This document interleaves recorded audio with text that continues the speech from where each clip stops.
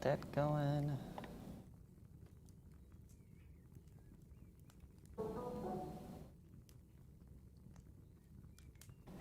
There it is. Okay, that's live.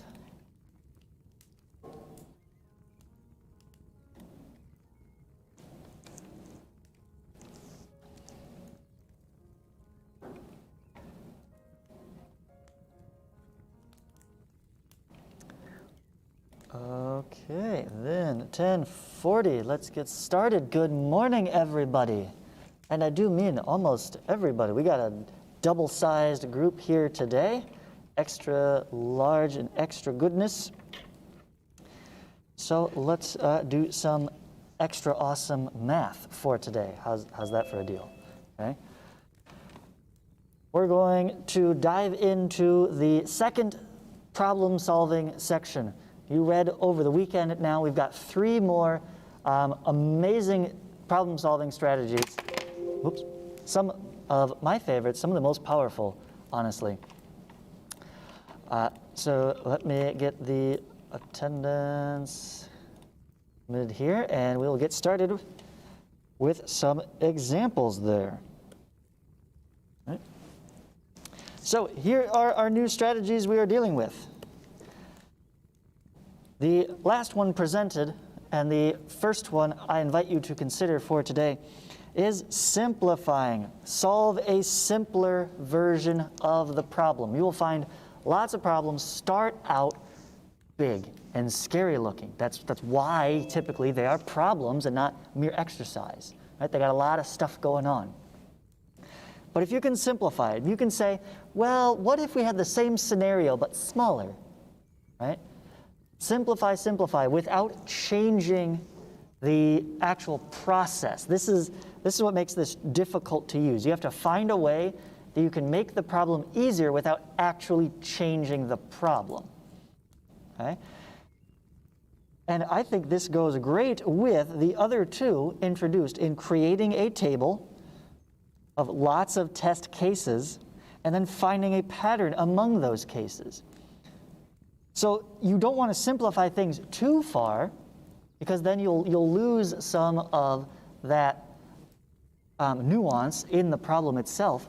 But if you can simplify it to multiple smaller cases, create a table of those test cases and find the pattern in them, and use that pattern to work your way back up to the full problem, you'll be much better off. Okay? So let's take a look at 3 example problems with those in action. So first up, we have classic toothpick problem. Find the number of toothpicks required to form each of the following patterns, and then predict the number of toothpicks needed to form the nth pattern. All right, it already talks about following a pattern, the nth pattern. Okay? So if that doesn't scream to you, hey, I better use find a pattern strategy, I don't know how we're going to get much clearer than that. Okay? In understanding this, let's look at what we've already have. We've got these toothpicks here, each of the following patterns. So I'm going to guess that this gap is the only division I have between 3 separate units there. Okay? And, well, I think mine actually got cut off. I do apologize. I'm going to have to fix that. Here we go. Black there. There should have been one there on the end. That's my mistake. Okay. So now let's look at the actual pattern. Looks like we got one group here, a second group here, and the third group there, made out of hexagons. I understand hexagons, right? 6 sides. So, like, take a couple of notes and just understanding. I've got 6 here. Right? Multiples of 6 immediately come to mind. 6, 12, 18. But that's not, this is not 12. Right? So first in just getting a feel for this, what do we have, what do we not have? Okay? Now let's devise our plan. I've already have the simplest case here, right? This is the smallest one, and then they build onto that. This looks like 2 hexagons. This looks like 3 hexagons connected together. Okay, So I can't get any smaller than that. I have the simplest. So let's make use of that simplest case. And the multiple cases already presented, I'm going to create a table. All right. We'll solve this in green. Okay, so we have number of hexes. And over here we'll have number of toothpicks. Let's keep track of that. When we have one hex in a row, we get 6 total toothpicks used. What about 2 hexes in a row? They share this side, right? Just like we did the squares in a row. So we've already got some experience with this type of problem. So let's see how this could be different. Let's count them up. 1, 2, 3, 4, 5, 6, 7, 8, 9, 10. Got 10 there. So 2 hexes gave me 10 toothpicks. 3 hexes is going to give me 1, 2, 3, 4, 5, 6, 7, 8, 9, 10, 11, 12, 13, 14. Ooh, do we see anything yet? Is there like a constant difference? Plus 4. Plus 4. Hey, look at that. There is, right? So just your good old elementary school, find the pattern in the numbers, look at the differences. What if I we add 4 more again, we would end up with 18. Does 4 hexes make 18? Let's check. Right? If we go 1, 2, 3, 4 hexagons. 1, 2, 3, 4 hexagons. How many do we get there? 1. So per hexagon, I get 2 up here, 2, 4, 6, 8, 10, 12, 14, 16, and then the 2 on the ends, 17, 18. That's exactly right. That worked out, right? And in fact, I can use that trick that I just did to try to count these quickly, noticing, hey, I've got 2 per hex. If I take the number of hexes, call that n, I'm going to have 2n on the top, 2n on the bottom, and then just 2 on the sides, right? Remember, our goal here was to find the nth pattern. We need that general formula. They didn't ask how many in the 100th. They didn't give us a specific number to look for. So all we need is that general formula. So it looks like if we add all of these together, 2n plus 2n is 4n plus 2 more. I will have 4n plus 2 toothpicks in a row of n hexagons. Nice. Does that work? We can check our simplest case here. Plug in the first one into your formula. See if you get the same thing. I should have 1 hexagon. 4 times 1 is 4, plus 2 is 6. Yes, so it does work out. Okay. Other reflections to consider here. This is very much like that squares shape. Right? We did the squares in a row. Now we've done hexagons in a row. Could you keep going, extrapolate this to at least any even-sided figure? Right? It's got to have the 2 sides here that can join together.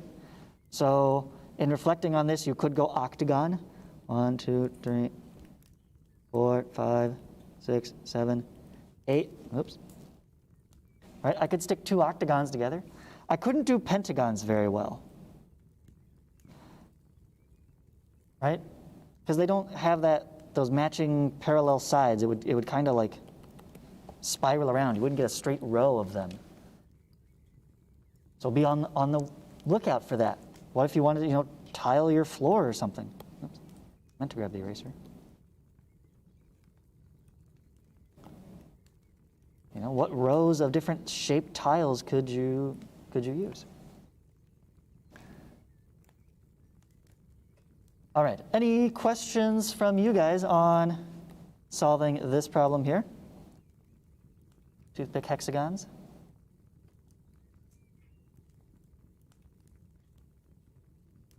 No, all right, then We've got 2 more for you, and then at the end of the period, we'll have our reading quizzes that will feature heavily these 3 strategies. So let's see what we can make of this next one. The hexagonal numbers. Ooh, hexagonal numbers now. We've seen the triangle numbers. I think there was a problem in there that dealt with the rectangular numbers as well. I think that was one of the examples done by the book as well. Here we have the hexagonal numbers. I'm sensing a theme here. Mr. Apple, all these problems have to do with hexagons. What gives? I don't know. That's just, I didn't really do that on purpose, but it just so happens that the next set of good ones included some hexagons. So here we go. So these are numbers, whole numbers that represent the following shapes. So just like the triangular numbers, you could say, 1, 3 was 1 dot, 3 dots, and if you went larger row, you got 6, right? Those were the triangular numbers. So a little bit of background, part of our understanding of this problem. Hey, that reminds me of this pattern. I wonder if this will be similar. Okay? This, we've got 1, 2, the third hexagon. So on, find the number of dots in the nth hexagonal number. Well, already I'm seeing at least one pattern. I haven't even counted up all the dots. I'm noticing, hey, you said this is number 1 hexagonal number, but there's not an actual hexagon there, right? There's, like, it takes 2, the second set, so you have 2 dots to actually give me one side of a hexagon. And then notice this is 3, so 3 dots on a side gives me 2 segments of a side. So I've got to kind of fence post problem. You remember that one? The difference between the dots, the end points, and the segments connecting them, right? Because this looks a lot like a hexagon. But the same way, the triangular numbers did the same thing. We started with 1. We said a single dot is the simplest triangle. Not really a triangle, but it follows the pattern, right? Making the next smallest possible group there. Okay, so we'll leave that in. Once again, we're following an established pattern already. They've created some of the steps for us already. It says, hey, keep going with this. I love those ones because they've done a lot of the work for you. They've established what the pattern is. You just need to follow it to its logical conclusion. So once again, I think a table is in order just to track our information. We don't have to further simplify the problem. They've given us the simple one, so let's try it. So the nth x, and I guess we're counting the number of dots, right? Number of dots. Okay, there's our table. So for the first hex, we have 1 dot. For the second hex, we actually get a full hexagon there with 6 vertices. Now for the third hex, this is where things get tricky, right? Because it's not just a bigger hexagon, it also includes the smaller one. Notice this guy duplicates there. Ooh, okay, well, that might be different than what we expected. That would be another pattern. Like my mind has already noticed something. Hey, it could have been this. That would have been easier. Solve a simpler problem. Would have been easier just to bit sizes of hexagons instead of also including the smaller ones overlapping as well. So maybe save that for step 4. Think about where could you see this in another way. But let's count them up here. 1, 2, 3, 4, 5, 6, 7, 8, 9, 10, 11, 12, 13, 14, 15. 15. I would whistle, but I can't do that through the mask. Right? 15, that's a lot already. Oh my goodness. Do we have a constant difference?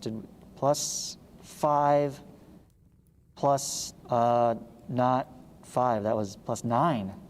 Oh goodness. Guys, we're in trouble. It's not immediately obvious. How many in the next one? All right, don't panic, don't panic. We'll draw it, right? This did not lead us to an answer. So grab another strategy out of the toolbox. Draw another picture. let's keep doodling here. In fact, we'll just build right on top of this.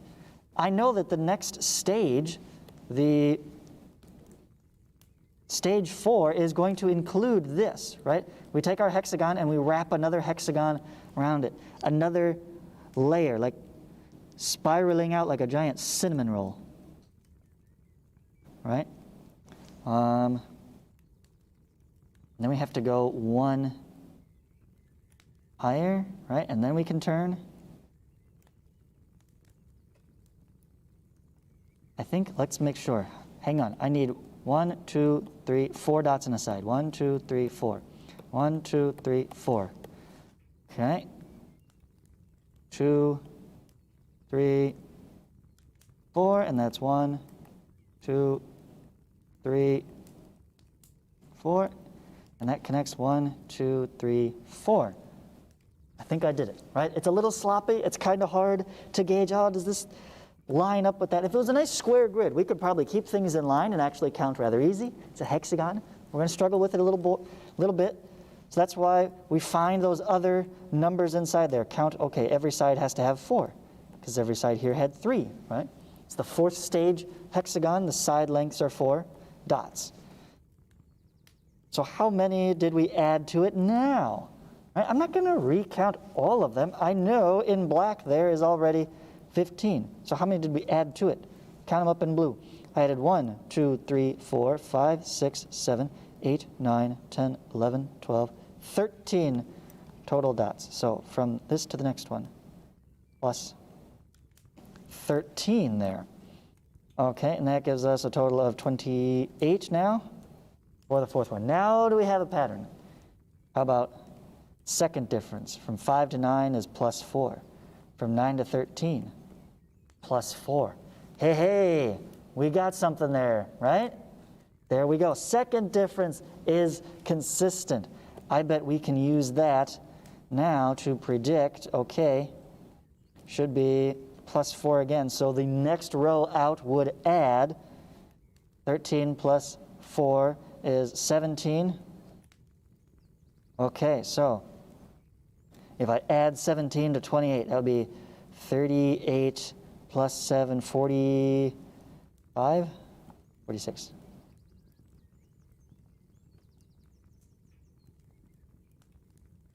Eight, 7, 15, yeah. Would I get 45 out there? We got to test it. I'm not sure yet. You know, this is 2 data points is not good enough. All right, we got to verify. If you can get 3 in a row, that's when I feel comfortable that I have successfully found the correct pattern. All right? Think about this. If you were to graph this, and I said, okay, here's a data point there, here's a data point there. I said, find the pattern of the data. You could connect it with a straight line, couldn't you? Almost. You could do a better job, right? But couldn't we just as easily come through with a curve like this? That went through both dots, right? This is why, right here, 2 data points is never enough. You got to get at least 3.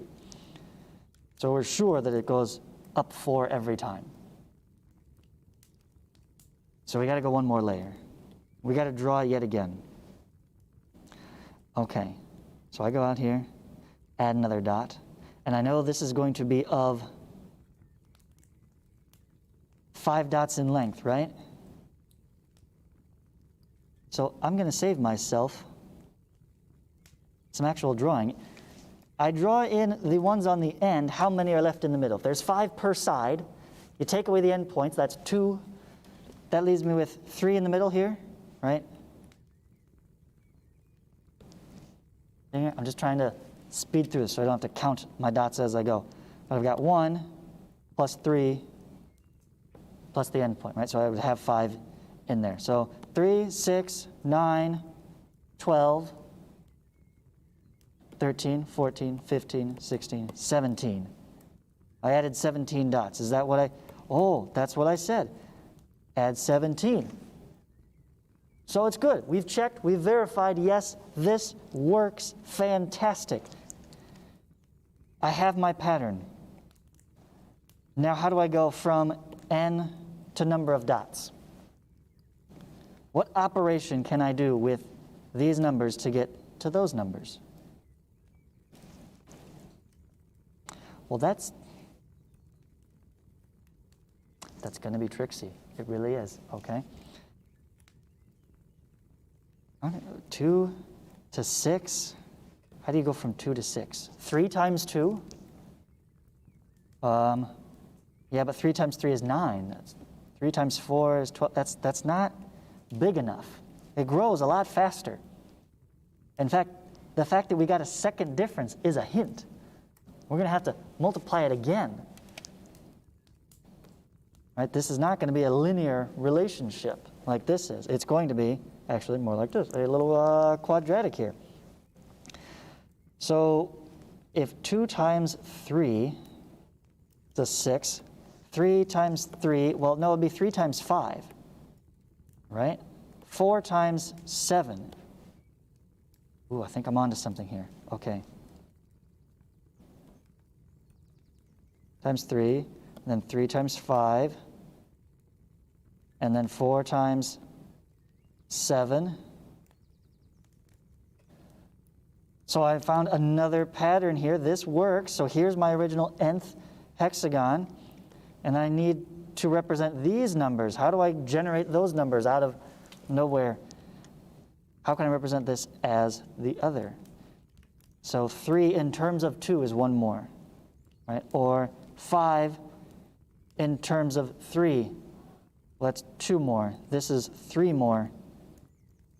Oh, there it goes again. It's counting. Well, this is where extra background knowledge can help you, right? If you don't already know this, you'll end up having to derive. But if you notice that these are the odd numbers, right? 3, 5, 7, 9. It's just every other, right? It's all the odd numbers. If you already know a general expression for odd numbers, okay, as 2n minus 1, that saves you some time. So once you notice, oh, this is a pattern I recognize within the problem, now I can make use of that. Otherwise, we would have had to figure that out ourselves just from more testing. Okay, how can I get a 3 out of a 2, right? Well, in this case, it would be maybe minus 1 more because we want the second one. So let's check here. Can we use that same n times 2n minus 1? Well, in this case, if it was 2, 2 times 2 is 4, minus 1 is 3 times the 2. How about for 5? If n is 3, I get 3 here, times 2 times 3 is 6, minus 1 is 5. 3 times 5. That's exactly what I wanted.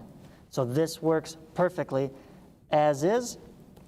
So let's go ahead, and this looks like a monomial times a binomial. Go ahead and distribute that guy out. We get 2n squared minus n. There's our formula, right? You will end up with that final number, the number of dots in your hexagon of nth size. Whew. That had a lot going on. Let's recap. We started with the start of a pattern. It wasn't enough for us because we created our table of data, but it didn't reveal to us an immediate, obvious pattern of differences. We wanted to check the second difference, so we needed to create the next one. So we drew another picture. We added on.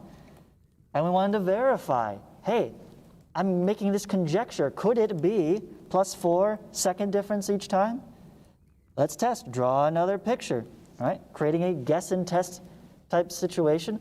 Via picture, count them up, add them to our table. Is it consistent? Yes, it is. So now how do we generate the actual formula? Well, we start looking at how can I go from here to there. Start testing things. Well, 2 times 3 is 6, right? And then we try to find a pattern in that sort of setup. But reflecting on this, this had a lot of steps. This involved a lot of our problem-solving tools, right? But at no point did we need some deep hidden knowledge about the nature of numbers or special properties of hexagons or anything, right? Just problem-solving skills was able to get us through to this. We can see past some of the surface stuff, right? So you'll find that later through the semester, we're going to have real geometry-related problems. We'll get to actual geometric properties and such related to these. But a lot of the cases, yes, that knowledge will help you simplify it. You'll find things like this, like, oh, inside of here I noticed this little pattern. So if you know that, you can save yourself a little bit of effort. It's a small shortcut. But if you don't know, if you don't recognize that geometric property that's being used there, you can still implement your strategies and sometimes still get to an answer. It just might take you a little longer. Okay, any questions there so far? No? All right, then let's do one more. 6 cities, A, B, C, D, E, and F are located as shown if bike paths were constructed so that each pair of cities would be connected by a direct path. How many paths would be required? Okay, let's see if I understand this. We have the cities shown here. We want to connect them with a bike path. So something like that. We're just looking for how many paths there are. Okay, that doesn't seem too bad. In fact, we only got 6 to deal with. I could draw them all in and just count them up. That wouldn't be too bad. But I want to see if there's a better way. Could we simplify this? What if there was only 2 cities? Oh, that is terrible. That did not come out right. 2 cities, right? It would just be here to there. Simplest bike path ever. So, number of paths for let's see, hold on. Number of cities, 2 would have 1 path. 3 cities, let's take a look. Let's just ignore these guys for now, just focus over here. A to B, B to C, and A to C, I would have to have 3 paths. Right? Introduce a 4th city. Is this sounding familiar to anyone yet? 4 cities. We still have our 3 paths, but now we need to add 1, 2, 3. So we just added 3 more, now we got to 6. Anyone spot any shortcuts? Remind you of anything you've seen before? Do we have a pattern already?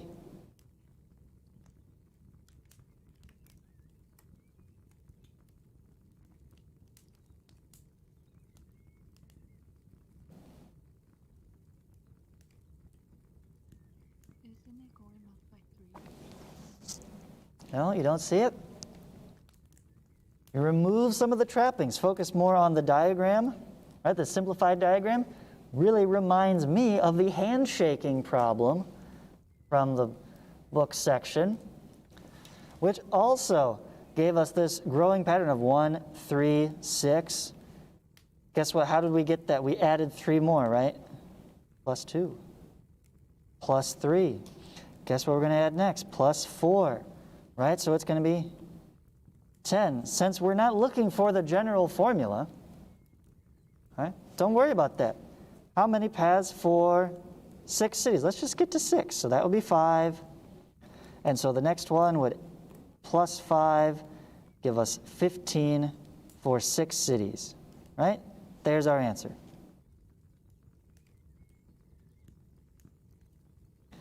$15 paths. Don't overwork yourself. Okay? The extra step of generalizing, say, hey, what about 50 cities, any number of cities? What's the general formula? If they're not asking for it, don't overwork yourself, okay? Once you get far enough to establish the pattern, it's like, oh, it's only 2 steps more. Finish it off, answer the question, be done. Right? But reflect on it and think, hey, could I have created the general pattern if I needed to? Right? If I'm some civil engineer, right, writing up a report on how many bike paths we need to install around the county area, right? And then the boss says, hey, what about such and such township, right? Poor little village G over here feels left out. They would also like some bike paths connecting them to the other major cities in the area. How many more? And you're like, are you going to start all over this new problem? Right? No, right? You want to build upon your work and be like, you know what? What if that's not the only new one out there? What if the boss comes in next week and he's got another one to add to, and then another one? Like, okay, I better just generalize the formula now so that I'll be ready, future-proof at any time somebody asks me, how many bike paths? Boom. I can generate it, right? Super quick. So maybe in that scenario, right, it will be worth the effort afterwards, send in the first report, and then work on the back burner. Okay, if this comes up again, create the general formula. And you'll notice these are all the triangular numbers. Right? They show up everywhere. Okay. All right, but that's that problem. Any further questions there? No? Okay, you will have for this week a new problem set from this section, so you will be making use of these new strategies. But before I turn you on to that, let's make sure we can properly identify those strategies with a quick quiz is. So go ahead, take out your notes from this weekend, right? You were reading, you were supposed to take notes. You can use those notes on the quizzes. They might help you. Only 9 questions, short and sweet. Please go to joinmyquiz.com. Enter the game code 031083.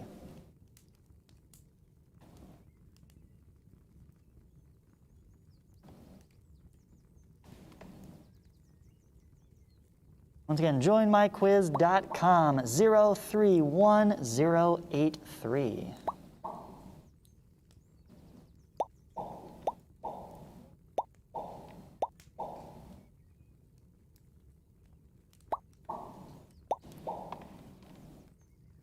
Oh, that's a loud popping sound. Turn that down.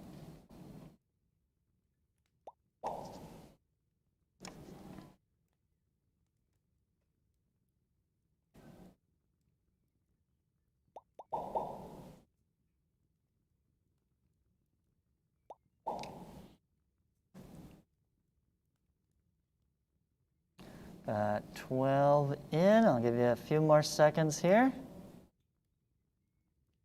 You have until 25, so you've got 12 minutes to answer 9 questions. These are straight factual questions from the reading, no actual problem solving on this quiz. Just recall.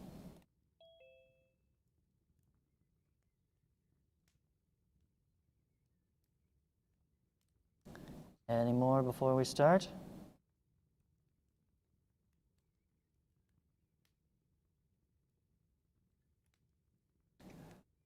All right, well, those of you in Can Begin, the code is still live and open. You can join in late.